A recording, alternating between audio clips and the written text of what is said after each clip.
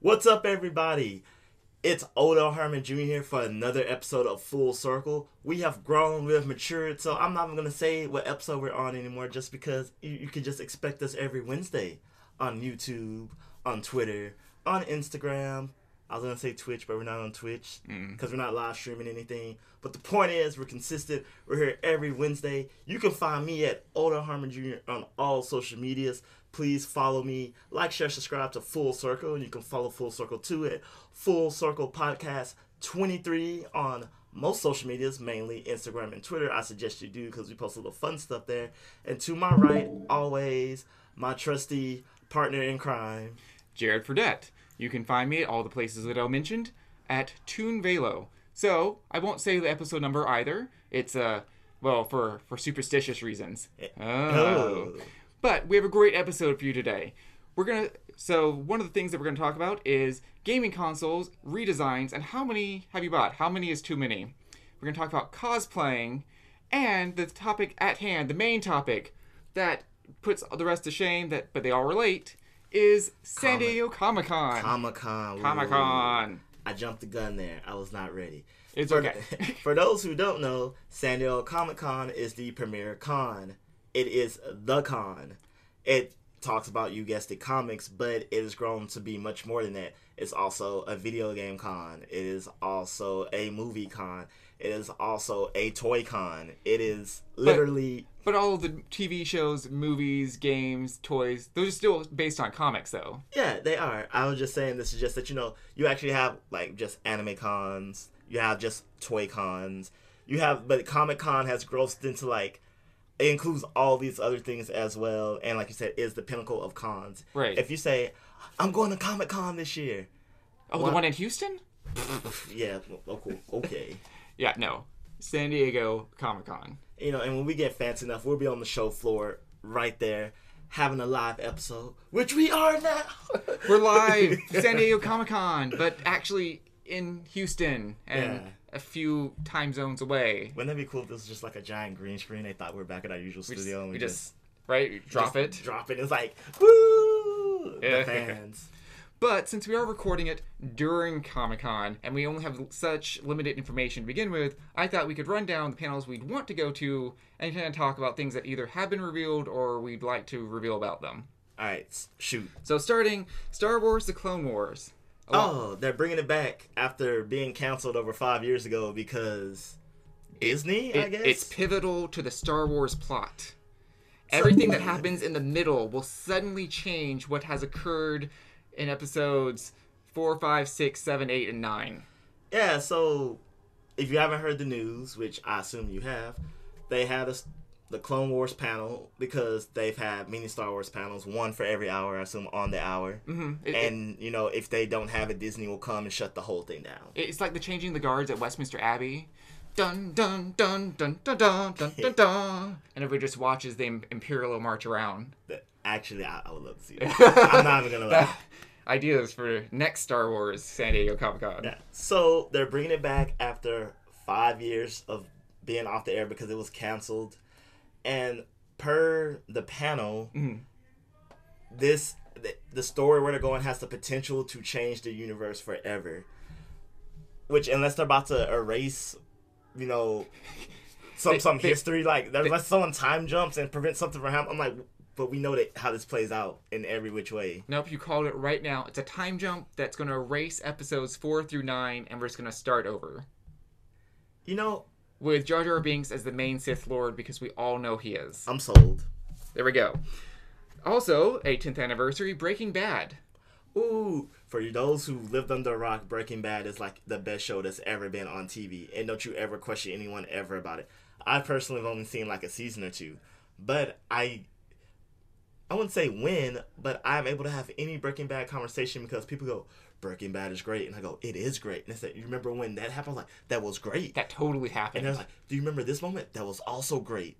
And I was like, what was a not great moment? Nothing. And then that's how you have a conversation about Breaking Bad, essentially. I legitimately was starting to get into Breaking Bad when it was on, but then my brother jumped ahead of me. I'd go out for summer classes. He's like, oh yeah, I know when we left, we were in season 1. I'm in season 3 now. I'm like, well, can you stop so I catch up? No. and then just like I watch, Walter kill someone like in season 3, and I'm like, oh, well, I guess that happens now. Oh, I guess we drop ATMs on people now. Like, I guess the whole science teacher, I'm just an innocent man motif is just gone out the window. Where'd he get the hat from? Yeah. For the longest time, I didn't know he had cancer. Like, when I started watching, I was like, why did he decide to shave off his hair? Like, I somehow just missed the whole cancer thing completely. It goes by the wayside really quickly. Also, though, yet another 10th anniversary is Dr. Horrible's sing-along blog. For those who don't know, Jared would tell you because I have no idea what that is. So it's a movie by Joss Whedon featuring Neil Patrick Harris, Felicia Day, Nathan Fillion, and a fun sort of good guy, bad guy, but we focus on the bad guy. And this is his blog that he's singing about his plan to take over the world, with the unexpected caveat that he's fallen in love with Felicia Day's character. And, hilarity in comic books ensue. However, it's not just a panel here, as I receive more blank stares from Odell. It's a thing. Anywho, but it's actually getting its own comic book sequel now, so that will be exciting to come along. Because maybe we'll get more singing off the sequel. Okay. It's a brand new day, and I'm coming out. All my enemies are gonna shout. Something like that. So, my qualm with this is, you're making a comic book sequel for a musical. It's a movie. It's a musical. Yeah. So, you're going to have singing... Yeah, we just have the page, and then the next is the script. It gives you the tempo at the top, the beats, and mark. Yeah, that's that was the main thing. I'm like, I'm going to be reading. I'm like, what rhythm is this? These are just words. Is it going to let me know it's like... Zip, like, so imagine zippity doo dah zippity day, but just written. You'd be like zippity doo dah zippity day, right? Like, I can't even do it because I know how the rhythm goes. Imagine, yeah. Supercalifragilisticexpialidocious. Oh, it's supercalifragilisticexpialidocious, and I am going to what? Right, like things that completely blow any standard tempo. Yeah, so I'm just confused about how I'm supposed to read a musical that. Okay, if it was just a comic book of the original musical, you just probably have the songs in your head, so you're just like... Nope, sequel. So now, yeah, I'm just... Like, I want to buy it just so I can see how they do it. Yep. There you go. That's a good point. Also featuring not sequels, but the next season of Voltron is to be discussed. Ooh. Legendary Defender, the new version of it on Netflix. So, I've heard much about this series on Netflix, and everyone tells me it's good. Not Breaking Bad good, because, I mean, what could be? Breaking Bad? Where? But I hear it's really well. It's on my to-watch list. It's one of those things I've really been trying to watch it. I have a lot of free time now because of reasons, and I still haven't watched. You know what? I'm gonna watch That's what you should watch this Saturday. Just go to the TV right now and watch it. It's actually very well paced. Even though it's 6 seasons, each season's only like 12 episodes. Already 6 seasons. I thought it was like 3 at most. No, because unlike all other Netflix series, they actually like pump them out like every 6 months. Oh. It's fairly great. Unlike Arrested Development Season 5 that stops in the middle. Dun, dun, dun. Yeah, looking at you, Netflix. Yeah, so I'm excited to see where it goes. I can't spoil any of it, but I'm excited to see where it goes because we're now in a position where we can really start to enact real change in the universe. Is there an end game in this Voltron series, or is it just continually just gonna like be perpetually like... Seasons 1 through 5, there was sort of an end game, and now we've kind of hit the sandbox mode. Gotcha. Yeah. The Walking Dead, will there ever be an end? Okay. Or is it just infinite sandbox mode? It has reached infinite sandbox mode, and as we were talking off camera earlier, It's a great graphic novel. It's a great game by Telltales. The mobile games and all the other games that's not made by Telltale are more or less trash, but if you play the Telltale series, The Walking Dead, 2 thumbs up. So, what is Rick Grimes' actor's name again? Andrew Lincoln. Not Abraham Lincoln, as I thought for the longest time. So, Andrew Lincoln has finally said, enough is enough. Which is reasonably so. Waving the flag. Time to quit. Like, if you've never watched the season of The Walking Dead, outside of maybe, like, the first season... No, just strictly the first season is the only one you can watch beginning to end. The other seasons are like, watch the first 2, maybe 3 episodes, and come back for the last 2 or 3. Season 2, they spent all that time on the farm. The big reveal of the girl, they lost a girl in episode 1 or 2. The big reveal happens in like the mid-season finale. That's nothing that pisses me off. We can talk about mid-season finales in general, I think, at a later date. But okay, no, I watched all the way through when Negan puts the slap down on the group. And I was like, I was still even willing to watch through that. But then they changed the format of the show to be like, let's watch each episode brood angrily about the situation, and then sneak up behind Negan and not kill him. And I'm like, what are we doing here? Why are we doing this? We're wasting our time. Like, all 15 characters have a chance to take him and his organization down, and don't, for feel reasons. Because, Jared, we have to make the season be as long as possible. We need 30 episodes. We need the mid-season finale. I know. Because why have a regular season for beginning to end? Because that's stupid. We need a whole bunch of characters to be forgettable as possible. We need to not show important characters for at least 3 episodes so they can feel important when you see them again, or just make you go, where the fuck have you been? And we just need a... You know, this is the live-action anime because it's just full of fillers. Yeah, I'm being... It's... Right, even though it's a show about zombies, it should not be in itself slow and lumbering. So or maybe that's their creative direction. Maybe we're just missing it's a meta level of artistic development. Yeah, and you know, like later 10 years from now, we'll like analyze it and like it's slow and lumbering and it's in a constant state of decay. It's the Godfather of AMC.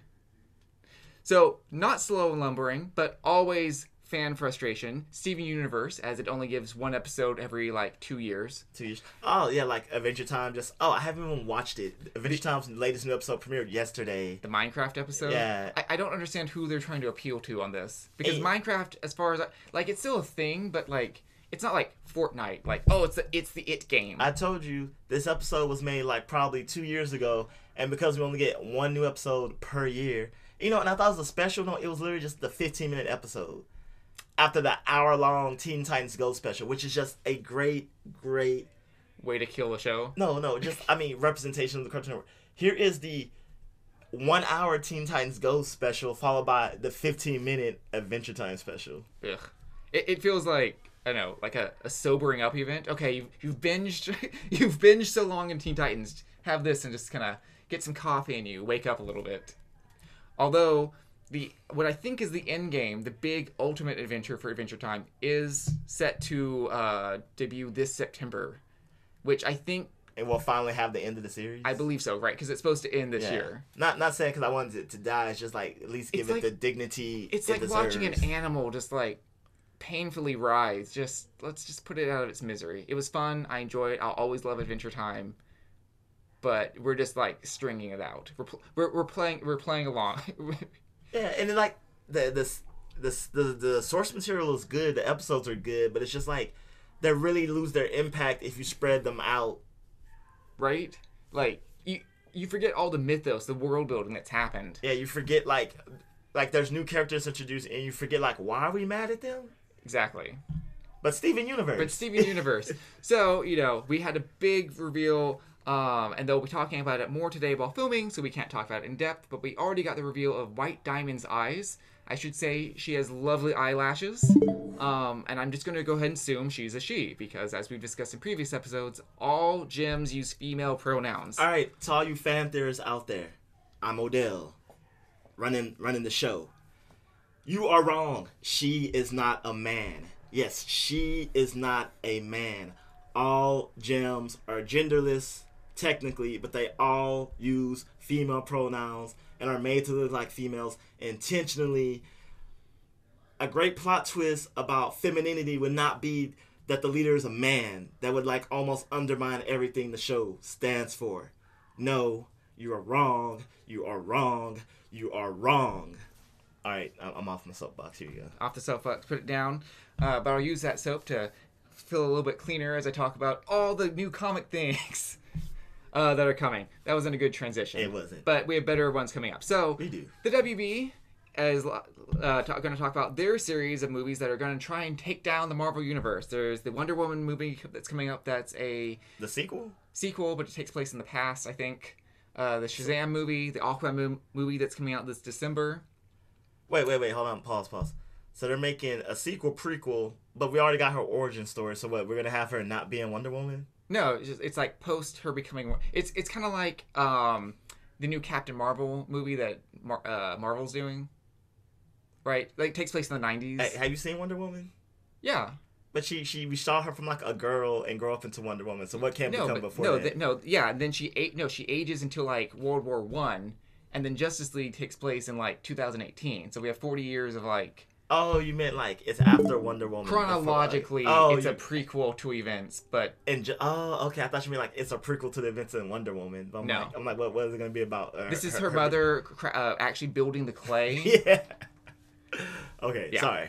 No. Then the CW will be talking about Black Lightning, and Sci-Fi will be talking about Krypton, which I've watched Krypton. I'm enjoying it. It's right. We've almost never gotten anything but the cryptic past of Superman. But now we get to watch his homeworld and the politics involved in that, the various houses of El, House of Zod, the internal struggles there. So I'm enjoying that. Okay. For some reason, something I'm not enjoying, the Orville is still a thing. Seth MacFarlane's just fanboy song to Star Trek, where he tries to make it like The Office, but I watched the first 2 episodes, and they lean really, really heavily on, oh man, this would be fun if my ex-wife wasn't here, am I right? Well, Jared, obviously, Middle America has loved the show. Loved it. Middle America, lower tier America. You know what? I'm going to petition that we should call Middle America. No, wait. Nope, not doing that to me today. Not today, Satan. Exactly. Wait, shouldn't it just be mid-tier? Midgar? Midgard. Well, Midgard is all of Earth. Yeah. Matt Groen's Disenchantment. We'll be having a panel about that. For those who didn't know, he is the creator of Futurama and The Simpsons. That's right. It's not a coincidence. They look exactly the same. Yeah, it's not a coincidence that the troll character looks exactly like Bart, except green. Like, no, he looks like exactly like Bart. Like, Futurama, I don't look at characters and be like, that's Marge or that's Homer. This is like, okay, this is Bart. It's Bart. Yeah. It'll be fun. It'll be on Netflix. It is Futurama or The Simpsons plays D&D. The main heroine is, I believe, on a quest to free her father. Or a party. Or party. Wait, free her party or two party? Two party. I don't. She wants to party with her party. See, we're already having fun here. We don't work right for the show. Exciting for me is there'll be a Magicians panel. Super excited. Like, I feel every episode builds up to, every episode builds up to something else.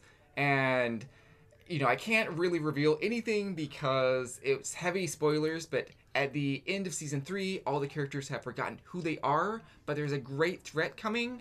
It knows who they are, and now they're defenseless. So, me personally, I can't stand the whole, all the main characters, because One Piece kind of does a lot. We're all split up, and now we got to wait for everyone to get together. And now, or it's like, we forgot our memories, and we got to wait for this. It explains itself very well. It's not just a handicap. It's like, we had a great victory, and then it just, like, got slapped back down. Okay, I will trust. Like, I'm pretty sure it will still annoy me. Again, these things annoy me. I'm not saying they're bad. I just hate when it happens, because in my mind, I'm just like, when is everyone going to get back?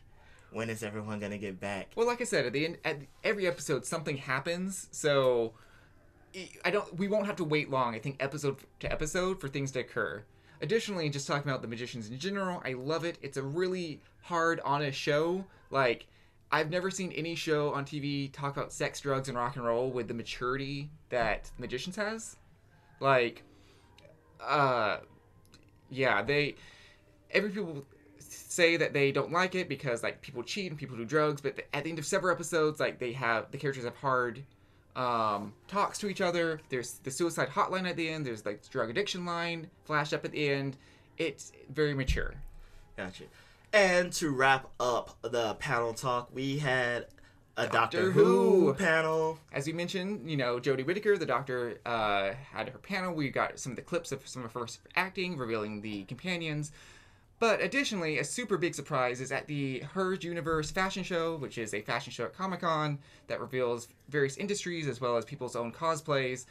she guest surprised everybody at the end, walking the runway as herself. Yes, you got it. She cosplayed as herself, walked down the runway, did a fierce turn, something like this, something like that.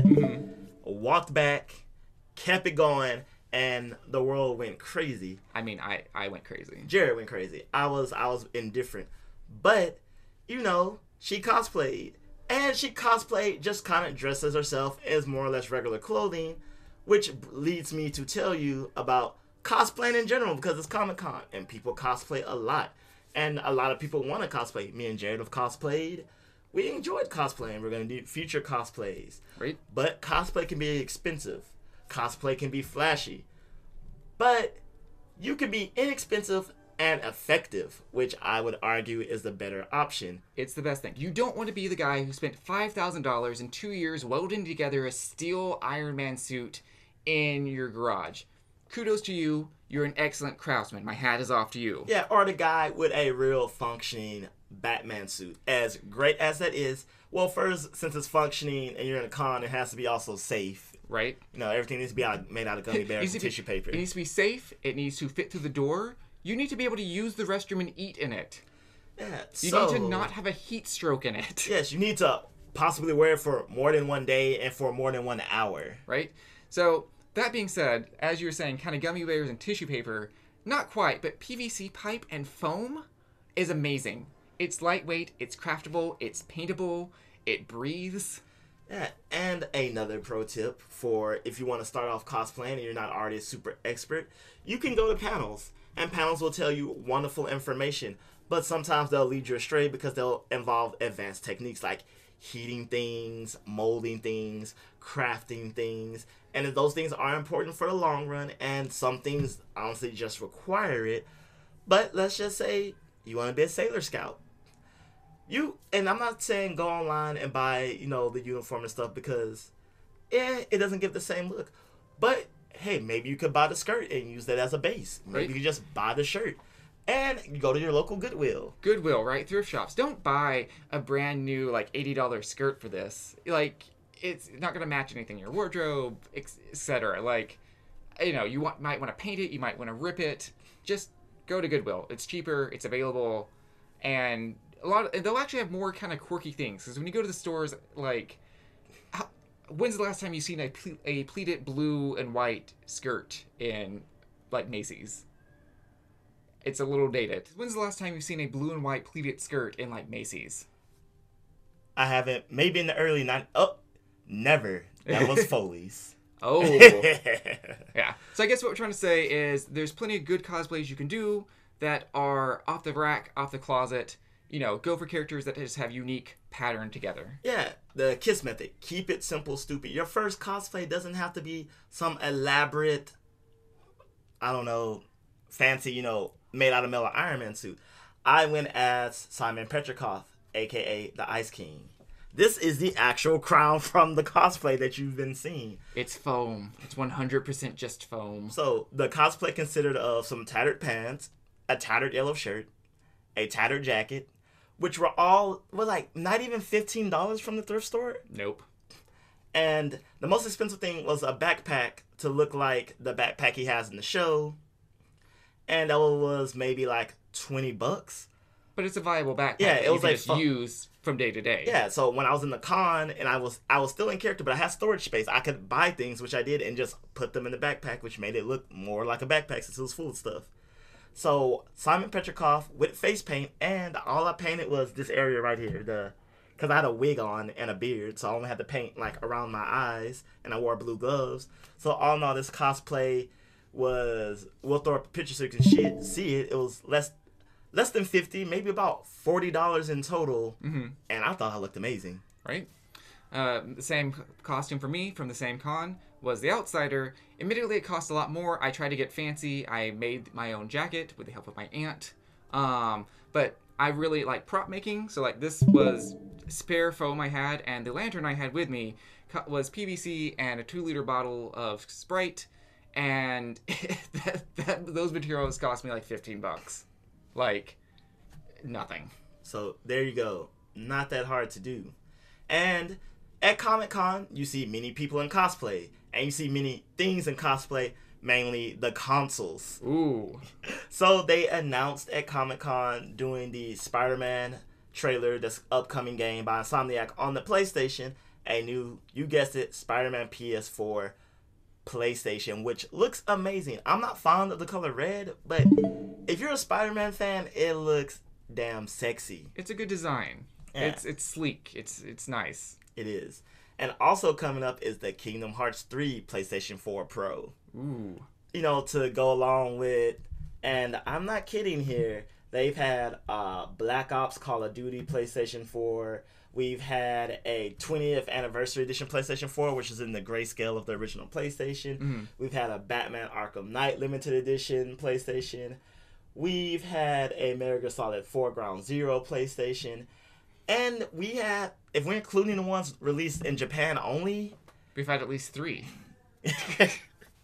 We've had, like, no kidding, over 20. We've also, and this is just the States, but we've had the Destiny PlayStation 4. We've had the Bruce Lee, which was the EA Sports Contest PlayStation 4. And we had the Taco Bell PlayStation 4. Ooh. Is that like deep fried in a Doritos, like, shell? No, it's like deep fried and wrapped in a chicken shell. Ah, so close. So close. And so, my question to you is, who's buying all these PlayStations? Yeah. And, okay, I'm not going to lie. For myself, I have technically 3 PlayStation 4s. Mm-hmm. I had my regular PS4. Mm-hmm. And then that ran out of space. So I got the Metal Gear PS4. But that wasn't with the terabyte. So I bought the PlayStation 4 Pro. Mm-hmm. Because I literally just needed more space. So it's the Star Wars one. I didn't want to buy the Star Wars one. That's just literally the only one they had. Oh, they have a Star Wars PlayStation 4. Of course they do. That's not the one I wanted. I mean, it looks okay. They have Star Wars themed jewelry. Like legit diamonds. But, so, no, this is the caveat. They did have the regular PlayStation 4 Pro. It was the same price as the Star Wars one. But the Star Wars one came with the game. Well. And even though I didn't want the game, it just felt like... better deal. Yeah, it's just...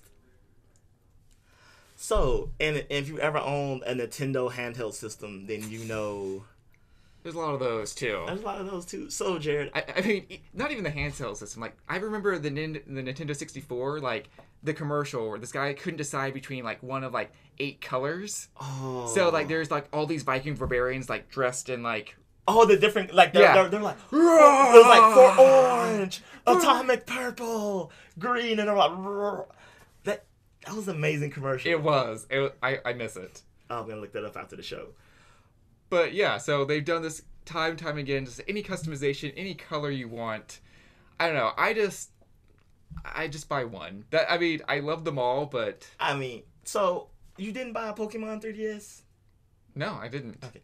You only own 2. That's right. I've owned 3 now. So I waited until the big fat blue one came out. Then I was fine. I was fine not having 3D, but then, you know, they started changing the game cartridges, so I kind of had to. Then I bought the special Legend of Zelda A Link Between Worlds one. Mm-hmm. And then whenever that started getting slow because I couldn't play Pokemon Ultra, it took, like, I kid you not, 30 seconds to load. I thought it was going to break. So then I finally upgraded to the 2DS XL Deluxe Special Ultra X. I don't know, the big one that's only 2D, but it's black and blue. So those are the only 3 I've ever had. So I'm not gonna lie, I'm a big fan of console cosplay. That's what we're calling it now, console cosplay. Uh-huh. Because I have the Majora's Mask 3DS. Jealous. I have the Pokemon X and Y 3DS. Mm-hmm. I have two 3DS that just happen to be 2 different colors, like the big blue one and then my regular black one that I have. Mm-hmm. I have the orange and white one new to the partner to the black and blue. Yeah, the 2DS XL, I think it's officially called. Yeah. And I had the black and white, but that wasn't a 3DS. I think it was. Was it? No, I think that was a DS Lite, the black and white one. DS Lite, right? Yeah. So in the Majora's Mask one, I haven't even opened. Nor should you. Like, yeah, that's the only, like, collector's edition one I ever wanted to own. Yeah, so I don't know. I think honestly, they keep making them because people are willing to buy them. So if you have the time and the money to do it, and you have your nerd cave that's like every color like displayed nicely, go for it. Okay, for clarification, I sold my previous PS4s to my friends or back to the store to pay for new one. I'm not sitting on 3 PS4s. Of course, that's not a collection. Of course, you're not gonna sit on that. I keep all the DSs. I won't lie. That's yeah. But they're personal. They mean more. Yeah, and I was gonna get the Kingdom Hearts 3 one, but I looked it up and it's not good enough. It's better than my Star Wars one, but it's still mainly black and but that's console cosplay, and if consoles can do it, you can do it, because just like the Kingdom Hearts one, maybe you don't have to be as flashy. Just get a little swivel done. Right. At the end of the day, consoles can do it. Cosplays, you can have fun. And we're going to have to circle back at some point to talk about all the things we found here at San Diego Comic-Con. Yes, that will be for a later episode. But as always, I am Ola Harmon Jr. Feel free, actually do it. I'm demanding it today. Ooh. To follow me at Ola Harmon Jr. on Twitter, Instagram, and all social medias. And to also follow us at FC Podcast 23. We really do appreciate your likes, shares, and subscribes. And joining us every Wednesday or whenever you have time to watch the show. Right. Follow me at Toon Velo. And like Odell said, like, share, subscribe. Until next week. Have a great day, everybody.